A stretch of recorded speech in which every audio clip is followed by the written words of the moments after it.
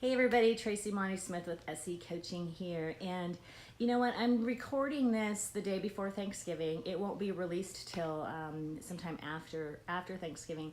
But it's really made me realize all of the things that I have to be grateful for in my life. And one of the most important things that I have to be grateful and thankful for in my life are all of you. Because without all of you and telling me you're watching the videos and leaving comments and stopping me and saying, hey, I watched your video and it was really touching. You know, that's the reason why I do this. This is why I does this. This is why I do this. Is because I really, really feel like helping each other out. And by helping you and reaching out to you, you are reaching back and you are helping me. I have learned so much throughout the beginnings of this video series and where it's all taking us. So again, I'm so grateful for you. Thank you so much for tuning into this weekly and giving me your feedback. It is truly, truly appreciated. But this week I want to dive a little bit further into our fear conversation. We've been doing a lot of stuff around fear and courage, and there's a big reason for that, because I truly, truly believe that fear is one of our base emotions. And what I mean by that is that a lot of times we can describe an emotion, and if we really start to dig down deep into it, a lot of times it's going to end up at the bottom with some sort of fear. And by incorporating our 3 questions and stepping into courage around our fear, but I feel like that by the time we get to that bottom line around the fear, it's a clear message to me in my life that if there's fear coming up around something, that is something that I need to pay attention to in my life. Does not necessarily mean that I need to change it in my life, but I need to be aware and observant as to why this fear is coming up and just pay attention to what's going on. So as I'm learning this and studying this and working around some of my own fears, one thing that I've really noticed is the term "what if," and it comes up a lot for me, and I think it comes up for a lot of my clients. And a lot of times our what ifs are fear-based. You know, what if I go on that first date and they don't like me? What if I agree to give this speech, but I trip and fall down on the stage on the way to the microphone?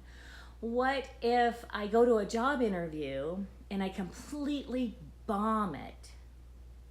See how all those what ifs are coming from some sort of fear-based emotion, right? And when we are battling those fear-based emotions, a lot of times what we do, because our brain's trying to save all that energy, our brain's trying to keep us safe. That's the job, right? That's our survival mechanism. So our brain convinces us that we don't need to go on that first date, because what if they don't like me, right? I shouldn't go on that interview. We're perfectly happy right here in this job. We don't need to move forward in our job, because what if you really bomb that interview? So our brain wants to keep us safe, and a lot of times because of that negative what if that is fear-based, we let it do that.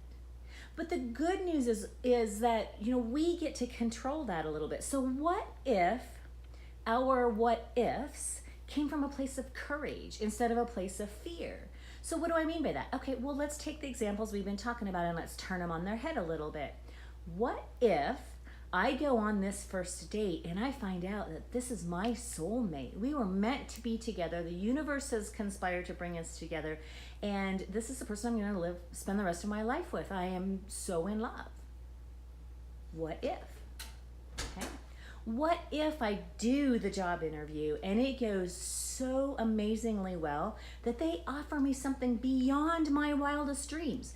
Maybe they offer me twice the salary that I wanted, or maybe they put me in a whole new position because when they interviewed me, they realized I wasn't right for this one, but I'm really right for this one over here. Okay?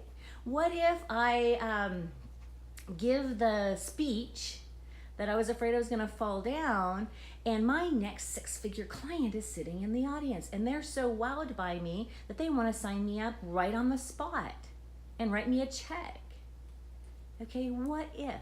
So those what ifs have come from a place of courage. And so what that's telling our brain is, you know what? I'm ready for this. I got this.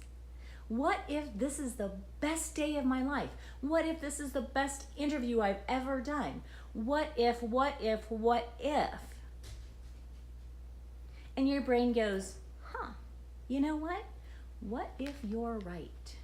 And because you're coming from that place of courage, you are going to go into that interview and you are going to knock it out of the ballpark because you are coming from the place of courage, not the place of fear. So I really want to invite you and encourage you to try this on. See how it fits. Notice your vernacular. Notice what you're saying to yourself. And those little demons up here, the negative what ifs, knock them off your shoulder and say, you know what? I'm going to listen to the positive what ifs, the courage-based what ifs that are over here. Notice your vernacular, change your vernacular so that your what ifs are not coming from a place of fear, but from a place of courage. What if you notice your what ifs? Give it some thought. Until we talk again next week, have a fantastic week and a fantastic day. Talk to you soon. Bye-bye.